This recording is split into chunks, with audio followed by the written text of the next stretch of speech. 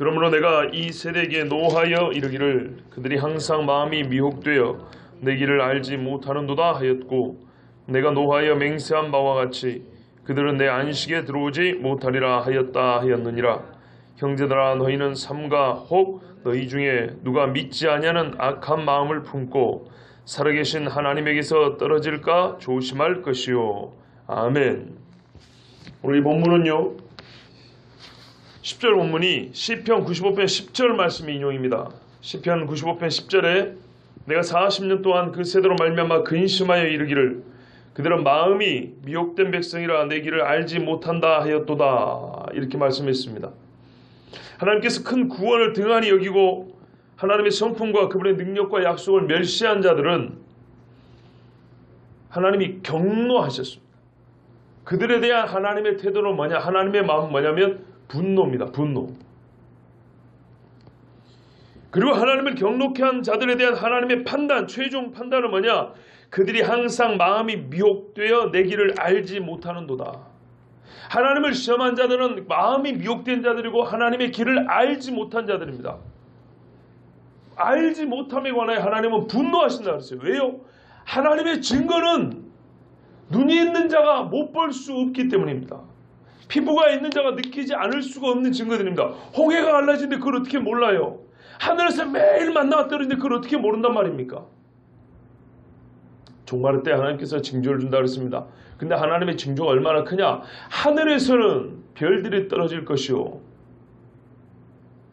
햇빛이 빛을 약화해서 그 기운이 약해질 것이요, 또 때로는 힘을 줘서 사람들 3분의 1을 태워 죽일 것이요, 4분의 1인가요? 3분의 1인가 태워 죽인다 그랬어요. 처에 기근이 있다 그랬어요. 하나님, 나는 서울에 있어서 잘 몰라요. 왜 몰라? 요즘에 인공위성 띄워가지고 텔레비를 다 보여주는데 왜 몰라요? 나는 아프리카 저기 오지에 있어서 몰라요. 모르기는 네가 산 아프리카 땅이 지금 기근에 사람들이 못 살게 되었는데. 모든 사람들이 하나님의 길과 하나님의 때를 알 수 있습니다. 그런데 왜 모릅니까? 마음이 미혹되어서. 하나님이 그 소를 보니까 그렇습니다. 그래서 그들에게 하나님은 어떻게 합니까? 예나 지금이나 장래나 똑같이 경노하신다 했어요. 분노하신다 그랬어요. 우리 번역은 좀 약해졌어요. 왜 이렇게 약하게 자꾸 번역이 몰라요? 옛날 번역은 경노하신다, 뭐 분노하신다 이렇게 해놨는데 같은 한국말도 앞에 걸 빼놔버렸어요. 그냥 노한다 이렇게 해놨어요. 옛날에는 생명의 면류관 이랬는데 요즘에는 생명의 관 이렇게 해놨어요. 얼마나 격이 떨어지느냐 봐보세요. 여러분 표창장하고 상장하고 같습니까?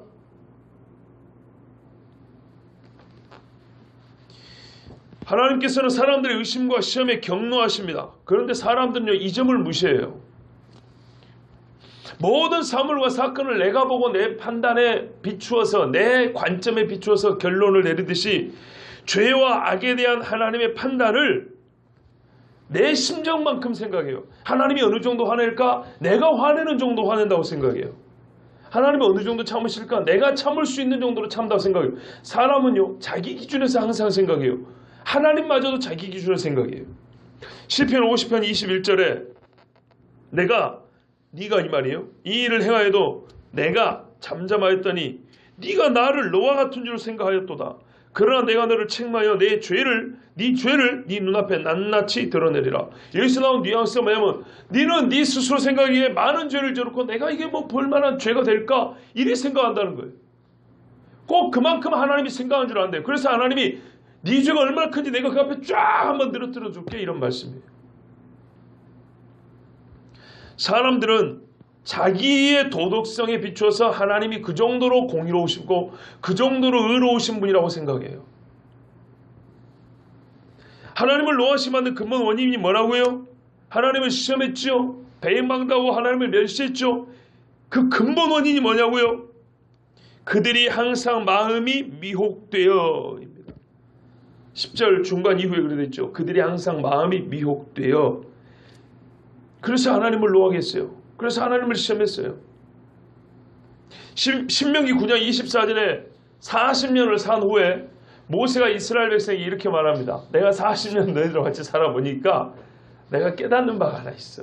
뭐라고 하는지 아십니까? 기가 막힙니다.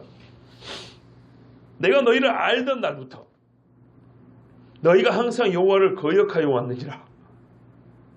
이게 모세가 40년 같이 산 이스라엘 백성에 대한 영적인 진단이에요. 그럼 거꾸로 말을 바꿔볼게요. 이스라엘 이 하나님을 거역하던 사람들이 모세를 40년 따라왔던 이유는 무엇일까요? 모세가 군사 전략가입니까?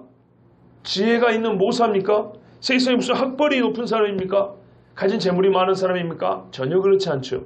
돌로 쳐 죽이려고 막 그런 생각도 있었어요. 그러나 끝내 그들이 가까이 하지 못했던 것은 하나님의 사람이었기 때문입니다. 하나님이 보여줬고요. 모세는 그들과 같지 않아서 하나님을 시험해 본 적이 없어요. 하나님 앞에 가장 어려운 명령을 받은 사람은 이스라엘 사람이 아니고 모세입니다. 작대기를 들고 반석을 가서 치라니요. 이거 실패하면 얼마나 우스워야 되겠습니까? 아니 홍해 앞에서 작대기를 앞으로 내밀라니요. 그러면 바다가 갈라진대요. 이런 말도 안 되는 명령을 받은 그 사람은 제일 당혹스럽지 않을까요? 가장 말도 안 되고 터무니없는 이야기를 하나님 앞에 들은 사람이 모세예요. 돌판 2개 들으면 무슨 레이저 광선까지 하나님의 손으로 거기서 새겨 써준답니다. 우리 입장에서는 가장 말이 안 되는 소리를 듣는 사람이 모세라니까요. 그런데 모세는 그거 하나도 어긴 적이 없어요. 딱 하나. 반석을 명하라 그럴 때 친 거 하나. 한 번은 치라 그랬고요. 한 번은 명하라 그랬어요. 근데 명하라를 옛날같이 똑같이 쳐서 하나님 앞에 거룩을 가렸다고 가나안에 못 들어갔어요. 하물며 모세 같은 사람이 반석을 명하라는 거 한 번 어겼다고 가나안에 못 들어갔는데 10번이나 하나님을 시험한 사람들이 하나님의 약속의 땅에 들어가겠습니까? 이 못된 사람들이 그래도 아는 게 뭐냐? 모세는 우리 같지 아니하다. 모세는 믿을 만한 사람이다. 그래서 모세를 따라갔습니다. 그러나 그렇다 할지라도 구원은 자기 믿음이에요. 옛날에 오카노 목사님 생전에 그 훌륭한 목사님 교회 다니는데 다 구원했냐? 그럼 오카노미가 구원 줍니까? 하영주 목사 이름이 구원 줍니까? 조용기 석글자가 구원 줍니까? 나는 여의도 순복음교회 그런데 어쨌단 말이에요. 지금도 명성교회 다니는 사람들은요 대단한 자부심을 갖고 계십니다. 제가 보니까요 명성교회에서 돈을 많이 줘서 그런지 장신대 교수 5명이 명성교회 다니더라고요. 원래 그 사람들이 그 교회 출신이냐? 아니에요. 교회에서 협동목사 자리를 줘가지고 거기 있는 거예요. 협동목사가 뭐 할까요 거기서? 교수가 명성교회에서 뭐 할 것 같습니까? 기껏해야 성경 공부를 가르칩니다. 협동목사는 일반 부목사보다 교회에서 하는 일이 훨씬 적습니다. 말 그대로 그냥 협동입니다. 여러분 가끔 큰 교회에서 협동장로 있죠? 신무장로 아닙니다. 장로란 직함이 있기 때문에 본교회에서 집사로 부를 수는 없어서 그냥 장로님 이렇게 불러줄 뿐입니다. 협동은 말로도 이름 걸어놓은 겁니다. 그럼 뭐 하려고 교수들이 거기에 이름을 걸어오냐 이 말이에요. 그 큰 교회. 그러면 명성교회 같은 큰 교회는요 푼돈 안 줍니다. 제가 옛날에 거의 20년 전쯤에 그 교회 다닐 때 들은 이야기입니다. 큰 부흥 강사가 교회 와서 부흥회를 인도했어요. 근데 잠깐 낮에 개인적인 볼일이 있어서 어디 갔다 온다고 담임 목사 김상원 목사에게 얘기를 했어요. 김상원 목사님이 교회 재정분지 비서실이었다 전화해가지고 이 목사님 어디 다녀오시니까 차비 좀 주라 그랬어요. 얼마 줄게요? 잠깐 어디 갔다 오는데 차비 얼마나 줄게요? 권사님 저한테 차비 얼마 주실랍니까? 제 기억이 맞다면 이건 잘못될 수도 있습니다. 제 기억에 남아있는 대로 말씀드리면 300 줬다고 그랬어요. 300원이 아니고 300만 원.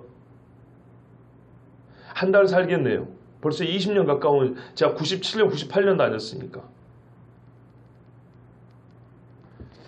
김상원 목사님의 씀씀이가 이 정도입니다. 여러분 아시겠어요? 그 교회에서 돈을 좀 썼다면 그렇겠습니다. 다 나쁜 데 썼다는 얘기가 아니고요. 그분이 통이 크다는 걸 제가 뭐라는 건 아니에요. 근데 그건 좀 과하잖아요. 그죠? 추정컨대 그렇다면 신학 교수들이 거기서 성경 공부 그룹 하나 인도해도 그 가운데 제 은사님들이 몇 분 계십니다. 그럼에도 불구하고 저는 그분들이 왜 거기 있는지 모르겠어요. 물론 신학 교수가 조그마한 교회 뒤에 앉아있기는 상당히 부담스럽습니다. 목사와 교수 상호간에 부담스럽습니다. 그래서 큰 교회로 간다 그래요. 그것까지는 이해를 해요. 근데 왜 거기 5명이나 몰려있냐 이 말이에요. 갈수록 그런 추세가 더 심해집니다. 그래서 일산의 거룩한빛 광성교회 담임 목사님 정성진 목사님이 뭐라 하냐면, 신학 교수들이 큰 교회에서 자리에 한 자씩 차지하고 있으니까 교회를 향한 쓴소리, 비판할 소리를 할 수 있겠냐. 거기서 받아먹고 사는 돈이 얼만데. 이렇게 비판을 했어요. 상당히 일리 있는 말씀이에요. 아주 제대로 찔렀어요. 마음이 미혹되어 가지고 애굽으로 돌아가자 그랬습니다. 율법을 받고도 하나님 말씀에 우상 숭배하지 말았는데 거기서 그대로 정면 반박해서 황소로, 금으로 황소를 만들어가지고 거기서 춤추고 음란한 짓 하고 난리를 피웠습니다. 그때 안 따라간 사람이 누구냐면 레위지파 몇 사람밖에 없었습니다. 항상 소수입니다. 여러분, 소수예요. 우리 교회 새벽 예배 드리는 분 소수예요. 육신이 연약하기 때문에 새벽에 나오는 거 쉽지 않다는 건 다 압니다. 그러나 뜻을 정한 사람을 말하는 거예요. 뜻을 정한 사람은 소수예요. 금송아지 만들었고 자기들이 신을 조정하려고 그랬어요. 금송아지 뭐 내가 뭐 불에다 집어넣으면 없어지는 것이고 다시 부으면 만들어지는 것이고, 고라 일당의 동정으로서 하나님의 권위와 모세의 권위를 업신여겼어요. 하나님께서 그들의 합당한 보응을 내리셨어요. 땅이 갈라서 산채로 집어넣어 버렸습니다. 모압과 미디안 여자들에게 마음을 도둑맞았어요. 그들은 항상 마음이 미혹되어 있었어요. 두 번째는요, 이스라엘 백성이 하나님의 행하신 기적을 맛보는 건 좋았지만 하나님 알기는 싫어했어요. 그 선물을 주신 하나님을 알아야 되는데 그 하나님 알기 싫어했어요. 내 길을 알지 못하는도다. 무슨 이렇게 광야에 신장으로 뚫어놨습니까? 내 길을 알지 못하게. 하나님의 뜻을 알지 못했다는 거예요. 하나님의 섭리, 하나님이 왜 광야에서 이렇게 빙글빙글 돌게 하냐, 왜 이 길로 인도하는지, 지금 이 말씀을 하시는 이유가 뭔지 전혀 하나님의 속내를 알고자 하는 뜻은 이만큼도 없었다는 거예요. 배고프니까 빵 주시오. 고기 먹고 싶으면 메추라기 주시오. 목마르니까 물 주시오. 죽이기 싫으면 애굽으로 돌아가고. 이게 이스라엘 사람들의 말이었어요. 마음이 미혹되어 있으니까 하나님을 시험하기 바빴고, 하나님을 시험할 뿐이니까 하나님의 뜻이 뭔지는 전혀 관심이 없었어요. 우리가 매일 와서 기도하지만 전부 다 하나님의 뜻, 하나님의 뜻이 무엇입니까? 그런데 자기 뜻 다 세워놓고 하나님의 뜻을 땡기는 데 바빠요. 제가 이번 주부터 조금 다시 뭐랄까요, 옛날 설교로 좀 돌아가려고 합니다. 좀 덜 어렵고 덜 복잡하고, 그 말은 그 여러분에게 조금 더 제가 강하게 설교한다는 말입니다.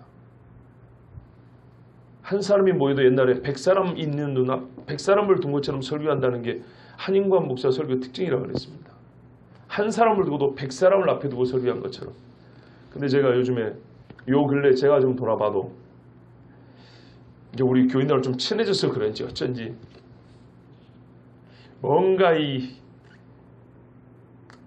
좀 답답함을 제가 좀 느낍니다. 제 자신에게.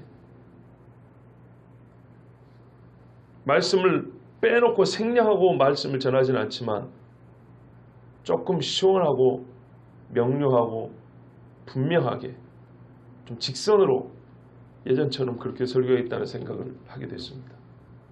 오늘부터 다시 좀 그렇게 해야 되겠다 생각합니다. 근데 왜 그렇게 못했는가? 왜 그렇게 자꾸 안 하려고 하는가? 안 하려고 한다기보다는 왜 이렇게 나도 모르게 자꾸 이렇게 옆으로 가는가? 서로 사람이 감정이 있기 때문이에요.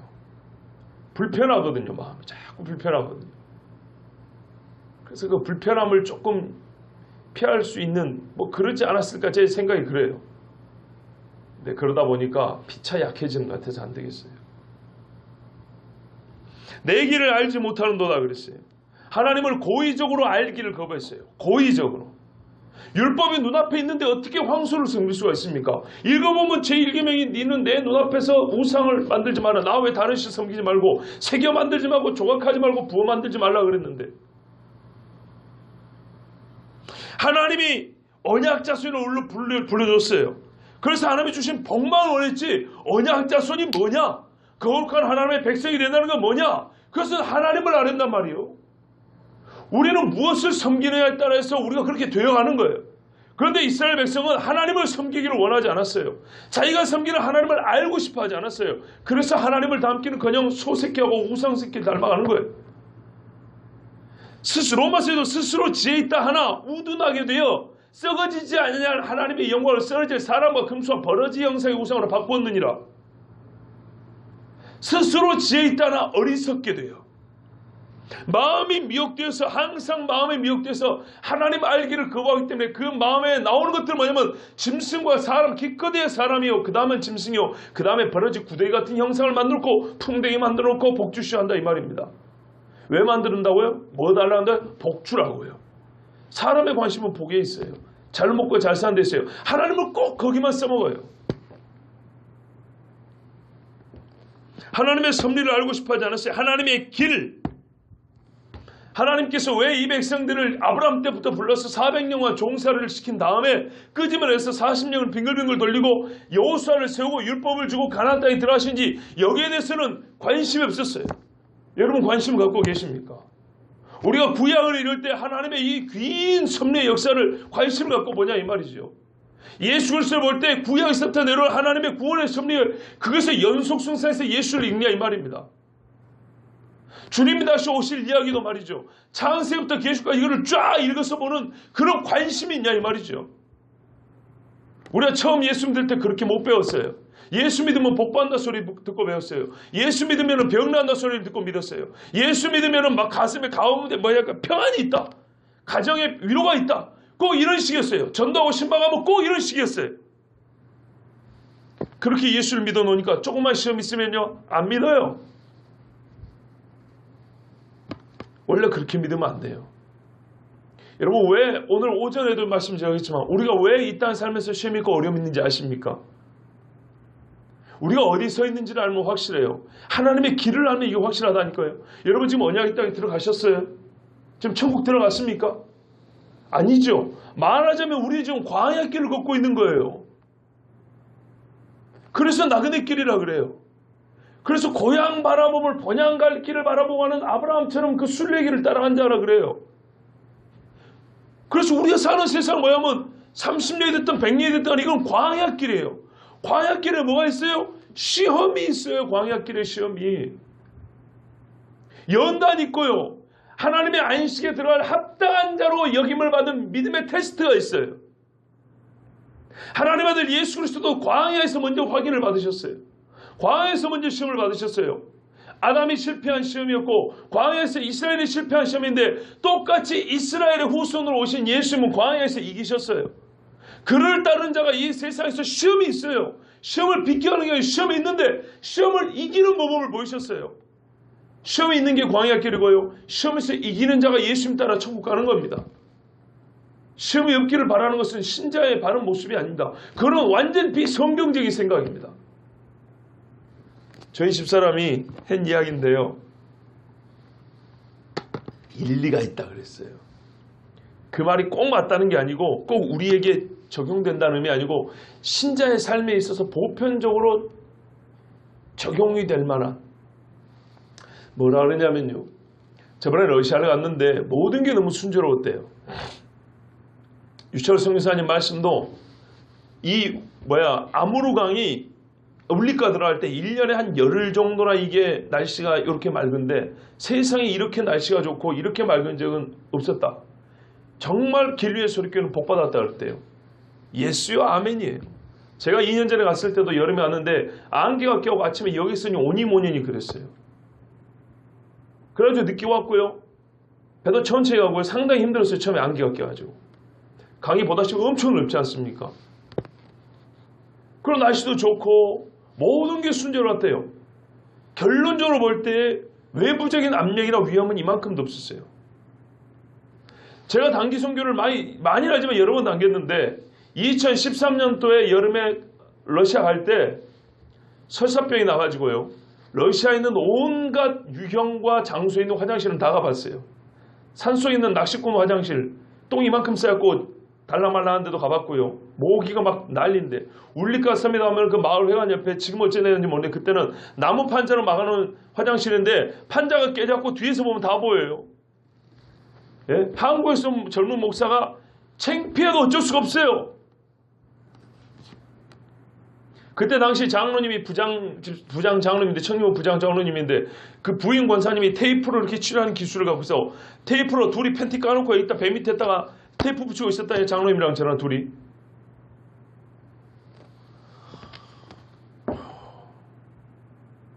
하다못해 한 사람이라도, 제 경험을 볼 때 한 번이라도 한 사람씩 꼭 병이 나는 사람이 있어요. 열이 난다든지 갑자기 감기 걸리는데 배탈 난다든지.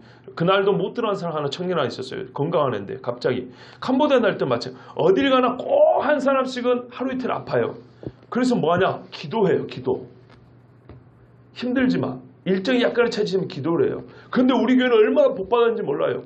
그래서 저는 참 감사했어요. 정말로 감사했어요. 그런데 한편 이런 생각을 했대요. 우리 교회가 그랬다는 게 아니고 우리의 신앙생활에서 한번 생각해 볼 만한 주제를 던져주세요. 뭐냐면 우리가 얼마나 믿음이 약하면 하나님이 작은 시험 하나도 안 주셨을까? 작은 것 하나만 던져줘도 우리가 흔들릴까 봐. 여러분 가끔 그런 생각 안 드십니까? 듣고 생각하겠어요. 꼭 우리 교회가 그래서 하나님이 어려움을 안 줬다기보다는 이 말은 일반적으로 우리가 신앙생활하면서 한번 생각해 볼 필요가 있다. 오죽이나 믿음이 연약하면 야들은 이것만 던져도 넘어져 생겨서 안 되겠다. 모세가 그랬어요. 야곱이 미약하오니 주여.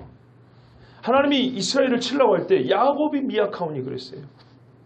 여러 선지자들은 이스라엘이 연약합니다. 하나님. 확 무너져 버릴 겁니다. 그래서 하나님이 봐주고 그랬단 말이에요. 우리 교회나 나 자신이나 우리 가정이 그러지 않은가 생각해보세요. 이만큼도 시험 있으면 너무 평안합니까? 믿음이 절대로 안 자랍니다. 이만큼의 시험도 없는 것은 너무 믿음이 작아서 하나님이 있는 믿음도 까먹을까 봐 안 줄 때일 수도 있는 겁니다. 하나님 앞에 어떤 의미에서 부끄러운 거예요. 야, 우리가 이 정도도 못 이길까 봐 하나님이 이 정도도 안 주는가? 예? 입 바른 소리 하는 사람이 한 명이 없어요. 왜? 그 사람 말 한마디 때문에 교회가 술렁술렁 할까 봐. 듣고 보니 그로서 이래야 정상인데, 저 사람은 좀 너무 심하고 꼭 그렇게까지 우리가 뭐 그렇게까지 신앙생활, 이라고 막 이 교회가 술렁술렁 하나님이 그런 말마저도 허락해 주지 않아요. 그런 지각과 그런 깨달음도 주지 않아요. 그건 불행입니다. 이스라엘도 가만 봐보십시오. 성경에 기록된 이름으로 하면 딱 3사람이에요. 한 4사람 되겠군요. 잘하면 5사람. 모세, 아론, 훌, 여호수아, 갈렙. 출애굽할 때 20세 이상만 남자만 60만이 넘어요. 전체로 볼 때 우리가 이방의 잡초까지 해서 200만이 넘는다고 생각합니다. 200만이 넘는 사람 중에요. 하나님이 믿음으로 인정될 만한 사람 몇 명 안 돼요. 그 중에 가나안 들어간 사람 여호수아, 갈렙 2명밖에 안 됩니다. 그런데 그 2명 갖고는 얼마나 흔들렸는지 봐보세요. 60만이. 아니다 우리는 들어가자 할 때 나머지 10사람이 아니다 우리는 못 들어간다 하면서 싸웠지 않습니까? 예? 2명이 입 바른 소리만 해도 흔들거려. 다시 리더를 세웠고 애굽으로 돌아가자는 등 하나님이 우리를 여기서 죽게 만들었다는 애굽의 장지가 없어 이 광에서 우리를 다 죽게 만들었다는 등 이런 말도 안 되는 소리를 하고 있는 거예요. 왜요? 하나님을 알지 못하기 때문에. 하나님의 길을 알려는 생각이 눈꽃만큼도 없기 때문에. 만나를 주면 맛있게 쩝쩝 먹지 이 만나를 왜 주셨을까? 이를 통해 우리에게 주시는 말씀이 무엇일까? 하나님이 자기를 알기 원하는 그 부분이 무엇일까? 전혀 관심이 없어요. 그러므로 무엇보다 중요한 것은 하나님을 아는 지식입니다. 스펄전 목사님이 이렇게 말했어요. 하나님을 아는 지식을 쌓는 것, 그것은 우리의 모든 사고가 그 광대함 속에서 길을 잃어버릴 정도로 거대한 주제입니다. 우리가 빠져서 익사할 정도로 깊은 주제입니다. 세상의 어떤 주제보다 거대하고 깊은 주제는 하나님이라는 주제라고 그랬어요. 그러나 그 주제는 마음을 겸허하게 겸손하게 하며 또한 넓혀줍니다. 하나님이라는 위대한 주제에 대한 경건하고 진지하며 지속적인 탐구만큼 지성을 확장시키며 인간의 온 영혼을 확대시켜주는 것은 없을 것입니다. 영적으로만 깊여준 게 아니고요. 우리의 지성, 우리의 사고력도 넓혀줍니다. 하나님의 관점으로 모든 것을 보거든요. 인간의 수준에서 보지 않고 하나님의 관점에서 보기 때문에 얼마나 넓혀져요. 윤리, 생과 사, 가정의 부모와 자식 간의 위계 질서, 하나님의 기준으로 볼 때는 완전히 다릅니다. 부끄러운 이야기지만 어제 우리 정화가 여러분 보시기엔 얼마나 잘해요. 위대해요. 기도도 잘하죠. 착하죠. 그렇지 않습니까? 제가 봐도 착해요. 그런데 이놈의 새끼가 어저께 엄마 머리를 때렸어요. 어떻게 해야 되죠? 최 장로님 어떻게 해야 됩니까? 엄마 머리를 장난치다 그런 것도 아니고 실수로 한 것도 아니고요. 때렸어요 이렇게. 자 어떻게 해야 됩니까? 제가 어르신들에게 지혜를 구합니다. 이 장로님 그런 자식 어떻게 해야 됩니까? 옛날에 우리 성우 형제가 권사님 머리를 때렸다면 어떻게 하시겠습니까? 제가 매로 때렸습니다. 선악과가 예덴 농사에서 별거 아닙니다. 말 그대로 그 많은 나무들 중에 하나 먹지 말라고 그거 좀 하나 따먹었다고 그게 뭐 대수란 말입니까? 그건 사람 기준이라고 그랬죠. 하나님은 뭐라 하냐면 율법에 부모를 저주하거나 폭행하는 자는 돌로 쳐 죽여버리라고 그랬어요. 부모 섬기기는 하나님 섬기듯이 해야 된다고 그랬어요. 요한 1세도 네 부모나 형제를 사랑하지 않으면서 하나님을 사랑한다는 거짓말하지 말라 그랬어요. 사람이 만든 격언에도 오냐 자식 후레 자식 되고 오냐 키운 손자는 할아버지 수염 뽑는다 그랬어요.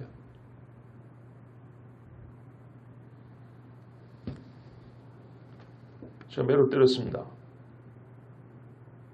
안 죽습니다. 그 영혼의 교훈이 박힙니다. 성경대로.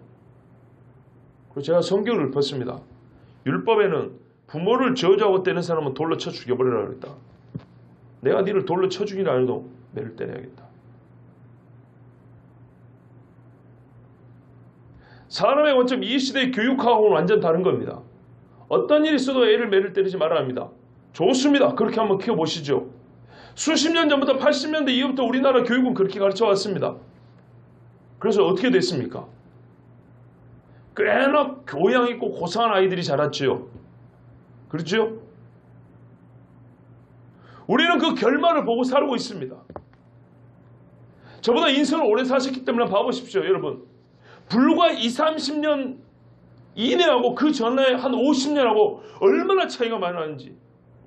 우리 최 장로님 한 70년 한번 생각을 해보십시오. 처음 50년의 변화하고요. 최근 20년의 변화는 완전 다릅니다. 속도만 다른 게 아니고 질적으로 완전히 떨어져요. 과학기술에는 인간성 질이 떨어졌다 이 말입니다. 인간성의 질이. 누가 그렇게 만들었지요? 교회에서 성경 똑바로 안 가르칩니다. 미션스쿨에서 기도 안 하고 체포를 없애버립니다. 예?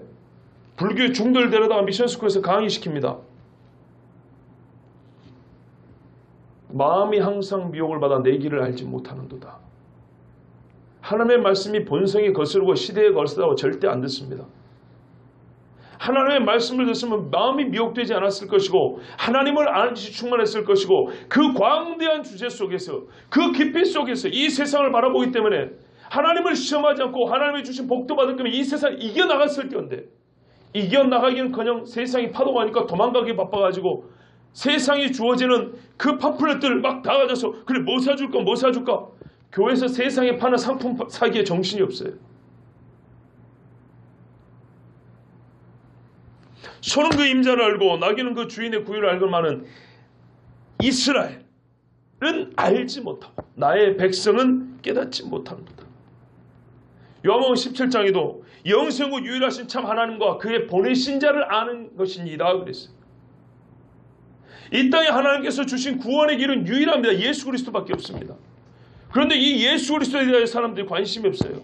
이스라엘 사람들을 봐보세요. 하나님을 사랑하는 마음이 없다 그랬어요. 그래서 그 마음에 하나님의 길을 알 턱이 있나요? 예수님을 모릅니다. 길이요 진리요 생명에도 길이 뭔지 모릅니다. 하나님 그분에 관심이 없으면 이 로마 세속사에서 우리가 어떻게 이 로마 사회를 전복시켜가지고 우리 독립국가를 이루어볼까? 여기에 제1의 관심을 두면 구원자 예수님이 와도 알지 못합니다. 어떤 의미에서 하나님이 그때 참 잘 보냈어요. 진짜로 이 사람들이 하나님의 길에 관심 있는지 하나님의 관심 있는지 아니면 세속에 관심 있는지 가장 세상에서 우리의 마음을 끌만한 것들이 존재하고 있었어요. 거기에 예수님을 딱 갖다 냈어요.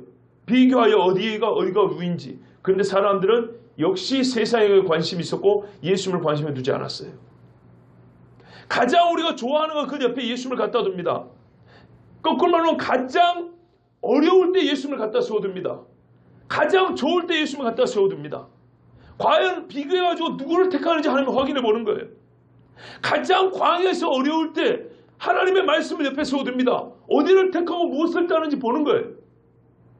가장 세상에 힘 있는 자 옆에, 가이사 옆에 예수님 어린 양을 세워둡니다. 요한계시록 적그리스도에 나타날 때 뭐라는지 아십니까? 짐승과 그의 우상과 그의 이름의 수를 이긴 자들. 짐승을 따르지 않냐고 어린 양을 따르는 자들. 짐승은 세상의 권력자로 나타나는데 어린 양 하는 어린 양을 누가 따르겠습니까? 그런데 그 적그리스도 앞에 진짜 그리스도의 십자가가 있습니다. 교회들은 날로 약해지고 있습니다. 그럼에도 불구하고 누가 이 교회 지키고 예배드리고 하나님 앞에 따라갈 겁니까? 또 약하게 보이기 때문에, 너무 어리석게 보이기 때문에, 세상을 이길 힘을 주지 못할 정도로 비실비실하게 보이기 때문에 우리는 어린 양을 안 따릅니다.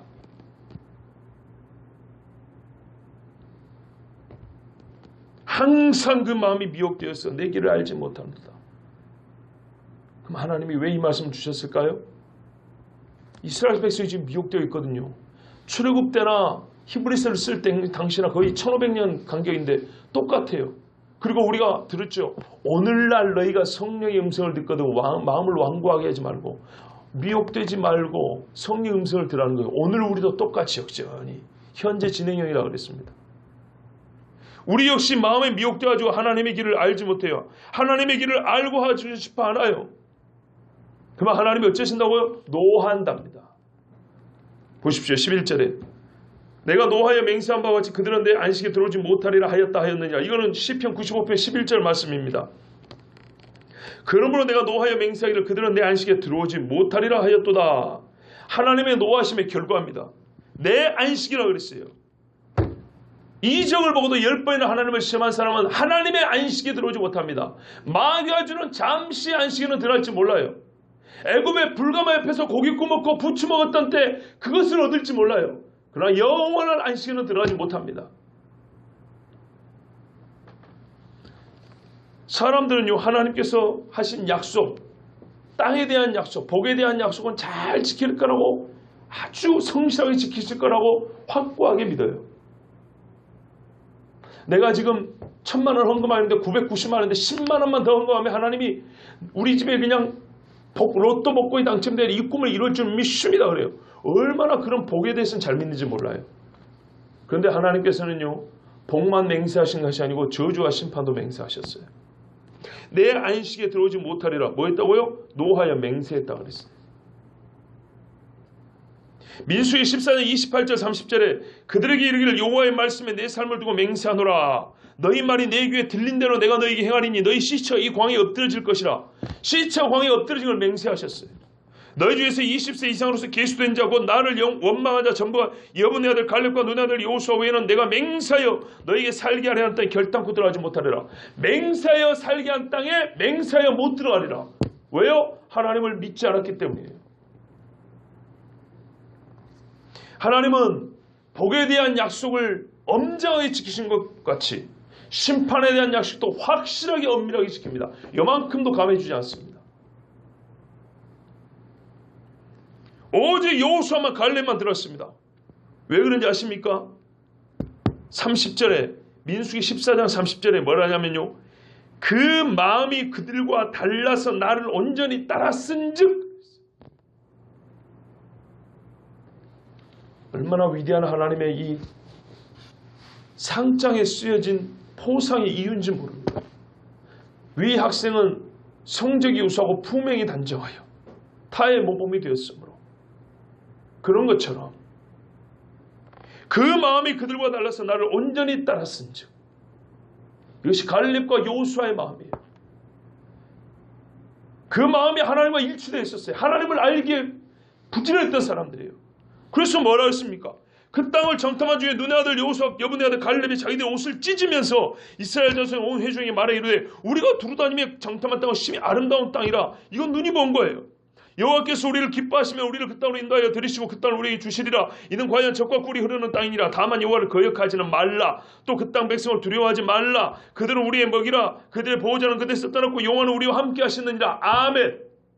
자기 자신을 믿은 겁니까? 하나님을 믿은 겁니까? 하나님을 믿었어요. 하나님의 약속을 믿었어요. 하나님이 지금까지 해오신 일을 봐라. 그런데 그까짓 건 못 주겠느냐? 하나님을 알기 때문에 여전히 지금도 우리가 승리한다는 확신을 가졌어요.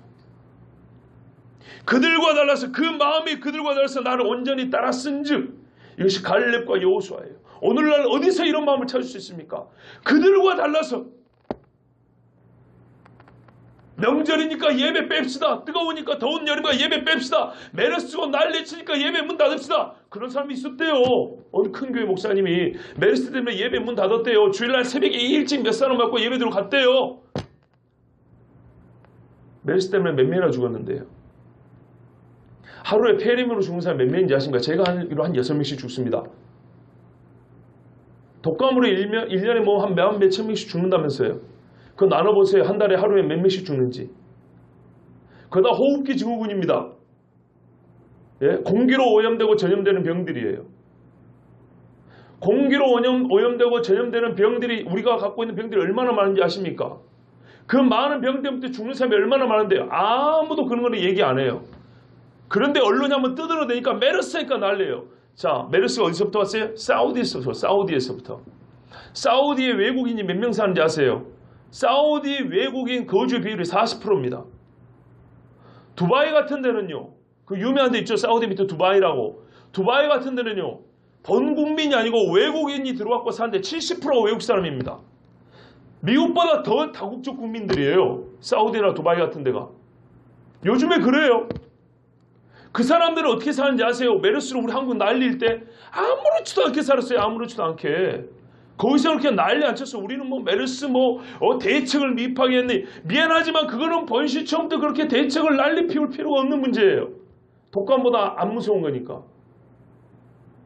제가 우리 애들 데리고 병원 신방 댕겼습니까? 마스크도 안 사람들 아주 짐승 취급하더라고요. 눈들이 이상해요. 저 사람은 정신이 있냐 없냐 지금.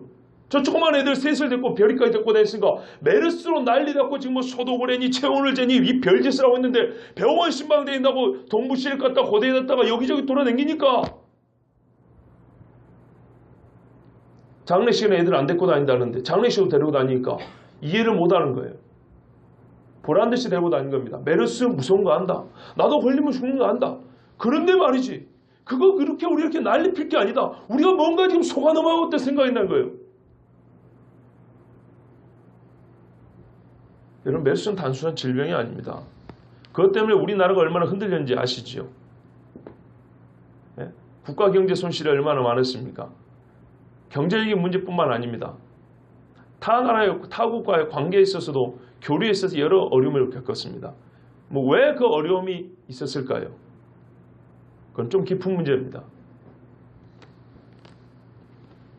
그걸 지금 이 시간에 다 말씀드릴 수 없지만은 중요한 거는 우리가 이 땅에 살면서도 눈이 어두워 하나님의 말씀이 이 세상을 비추고 이 시대를 설명하는 그 말씀에 귀를 기울이지 않기 때문에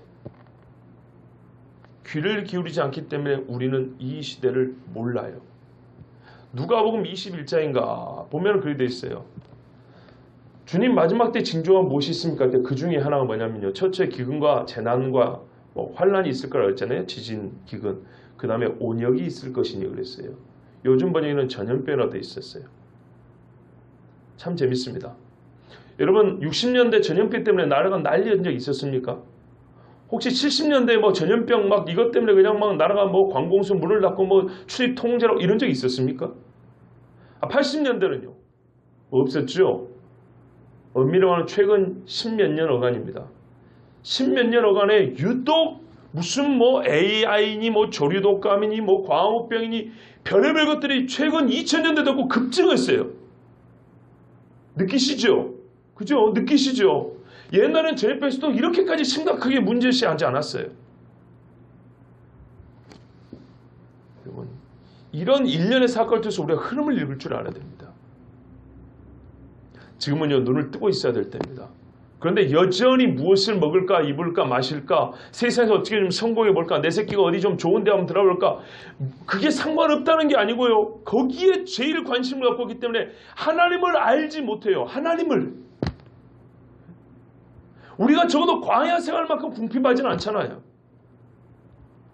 광야보다 훨씬 나은 시대를 살고 있어요. 먹고 마시는 데 있어서는. 그런데 여전히 하나님의 관심이 없어요. 하나님의 관심을 가진 사람도 좀 먹고 살만하고 편해야 그런 것이지, 먹고 살기 바쁜데 무슨 교회를 가고 기도를 하고 그래. 엄밀히 보자고요. 주일날 문 닫아도 먹고 사는데 지장은 없습니다. 솔직히 말해서. 광야에서도 농사도 못 짓는 사람들에게 말이죠, 만나를 내렸다 안 그럽니까? 이틀치를 줬다 그러지 않습니까?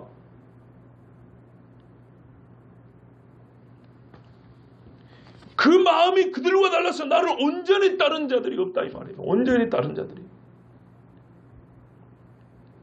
형제들아, 너희는 삼가 너희 중에 누가 믿지 않은 악한 마음을 품고 살아계신 하나님에게서 떨어질까 조심할 것이요. 왜 사도 바울이 95편 시편 95편을 인용하면서 오늘 이렇게 말씀할까요? 그것도 형제들에게. 이미 교인들을 형제들하고 하는데 왜요?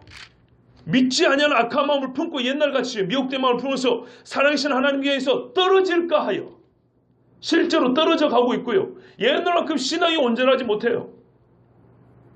옛날에 제 오기 전에 옛날 목사님 그 누굽니까? 초대 목사님 때는 그렇게 무서웠다면서요. 예? 뭐 그러더라고요. 이런 것은 꿈도 못 꿨고 지금 꿈도 못 꿔도. 그러면 제가 지금 뭐 만만하죠. 한인관이 있을 때는 뭐 꿈도 못 꾼 일을 그냥 막 다 꿈꾸면서 해버리죠.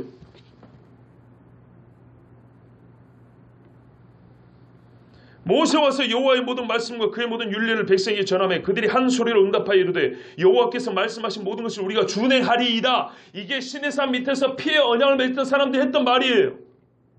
당신 입에서 나온 하나님의 말씀을 다 우리가 준행하리이다. 그래 놓고 광야 생활에 하나님을 시험한 거예요.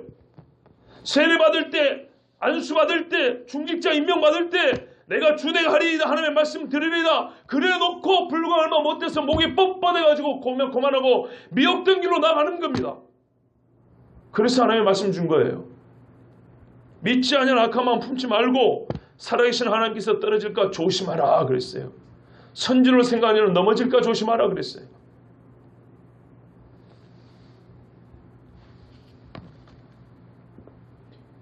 아까도 말씀드렸다시피 우리는 아직 광야를 지나고 있습니다. 광야를 지나고 있다는 것은 시험이 있다는 것입니다. 반드시 시험이 있습니다. 시험은요, 변화되지 못한 악한 마음에서 싹이 트기 시작합니다. 내 마음에서부터 싹 틉니다. 그래서 조심해야 됩니다. 예수를 믿는 유대인들에게 다시 율법의 종교로 끌어가려는 그런 미혹, 악한 마음이 싹 떴던 것처럼 요즘 우리가 살고 있는 세대는 우리가 세속 세상에서 나왔음에도 불구하고 교회에 자꾸 세속적으로 끌어잡고 죄악의 구렁텅이로 끌고 가려는 악한 마귀의 괴계가 교회 안에 있어요. 광야에 있다는 것은요, 시험이 있다는 것이지만 또 한 가지는 우리에게 참 유익이 있는데요. 그건 하나님을 알아가는 즐거움이 이 생활, 이 삶 속에서 얻어지기 때문입니다. 시험을 겪고 시험을 이겨나가면서 하나님을 아는 기쁨이 훨씬 커갑니다. 무감각하게 예수 믿는 게 아니에요. 예수 때문에 고난도 당하지만 예수 그리스도를 알아가는 그 기쁨이 더해가는 게 우리 인생의 삶이에요. 그런데 예수를 믿으면서 십자가 하나밖에 몰라요. 제일 중요한데 단편적인 십자가 딱 세 글자밖에 몰라요. 십자가 앞뒤가 없는 거예요. 얼마나 몸이 건조합니까? 그러면서 신앙생활 재미가 없대요. 예수 믿는 사람끼리 모이면 교회 이야기 안 해요. 신앙 이야기 안 해요. 성경 이야기 안 해요. 세상적인 주제 던져지면 그냥 얼마나 바쁜지 몰라요. 솔직히 제가 떡볶이 전도할 때 실망스럽습니다. 이건 저희 집사람한테 한 얘기이기 때문에 여러분 너무 기분 나쁘게 듣지 마세요. 저희 집사람부터 한 얘기예요. 애가 와도 남편 밥 해주는 이야기 하느라고 정신이 없어가지고 애한테 전도를 안 해요. 권사님 그랬지요? 엊그저께 한번 생각을 해보세요. 아니 떡볶이 전도 나와가지고 남편하고 부부 생활하는 거 뭐 밥 차려주니 만에 아니 그거야 이제 여인들끼리 모였으니까 할 수 있는 이야기로 봐요. 근데 조금 했으면 말해야지. 그걸 수십 분 동안 하는 거예요. 계속 애가 와서 떡볶이를 먹고 있는데 옆에 아무도 안 가고 말이죠. 하나님을 아는 것과 하나님의 말씀을 증거하는 데 관심이 없고 재밌는 주제 하나 던져주니까는 우리가 여기 왜 모였는지도 모르고 계속 그 이야기하고 남편들만 씹고 있는 거예요. 우리가 반성하고 회개해야 될 주제입니다.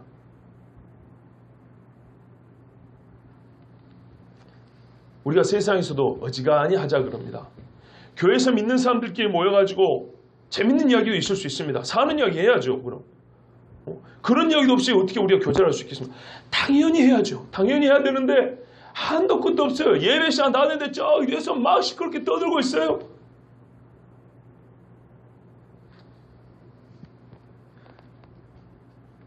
자식 키우는 것이 뭐 그리 대단합니까? 누구는 뭐 자식 안 키워봤어요? 다 거기서 거기죠.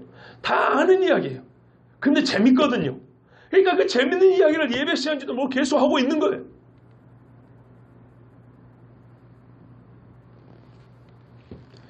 하나님을 알아가는 즐거움이 있고 성숙해가는 즐거움이 있는 것이 광야 생활인데 성숙해가는 이 즐거움은 마다하고 입에 들어가는 단 것만 달라고 하는 것이에요.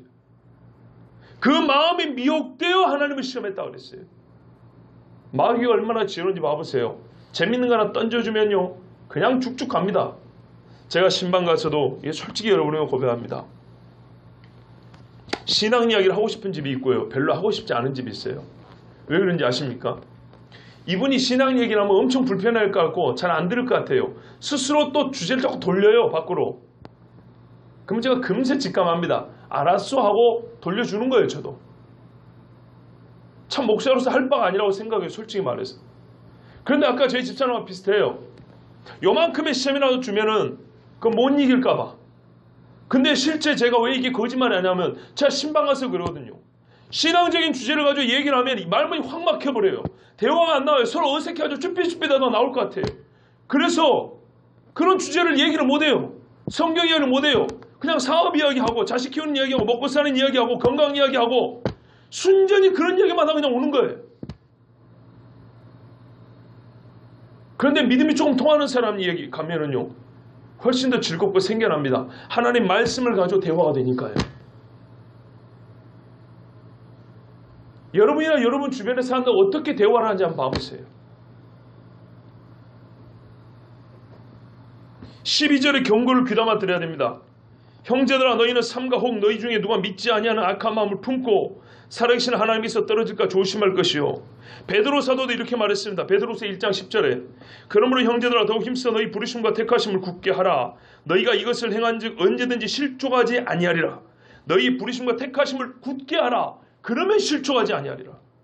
그런데요 택하심과 부르심은요 이미 받아놓은 당사로 생각하고 이거를 굳게 할 생각을 하지 않아요.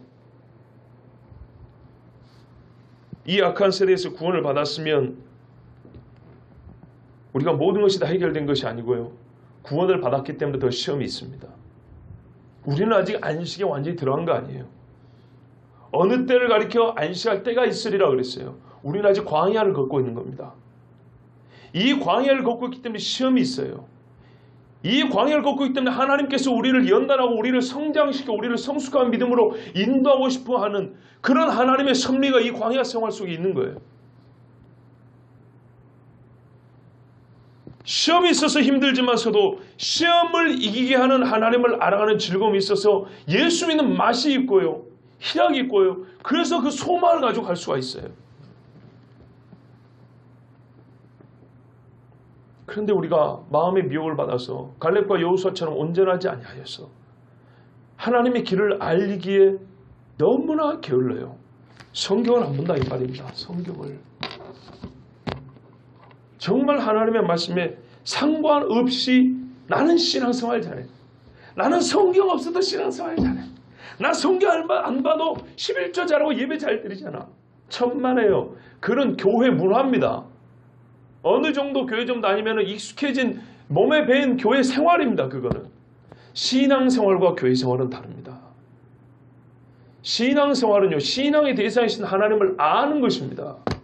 알아서 그분의 뜻이 내 뜻이요 내 뜻이 그분의 뜻과 동행하는 것이 신앙생활을 하는 겁니다. 에녹이 하나님과 여호와와 동행하였으니 아브라함이 하나님과 동행하였으니 이런 걸 신앙이라 그런 겁니다. 엄밀히 말하면 교회가 없어도 신앙생활 됩니다. 그런데 문제는 교회가 아니고서는 신앙이 무엇인지 가르쳐주는 데가 없습니다. 그러므로 교회는 똑바로 가르쳐야 됩니다. 말하자면 목회자들이 정확하게 가르쳐야 됩니다. 그런데 저부터도요. 제가 요 근래 조금 비실비실한 느낌이 들어요. 저희 집사람이 저한테 지적을 해줬어요. 뭐라는지 아십니까? 설교 은혜롭게 하세요 그러더라고요. 집에 와서 또 야단 들을 소리지만 여러분, 가장 가까이 있는 자가 가장 정확히 보죠. 저보고 그랬어요.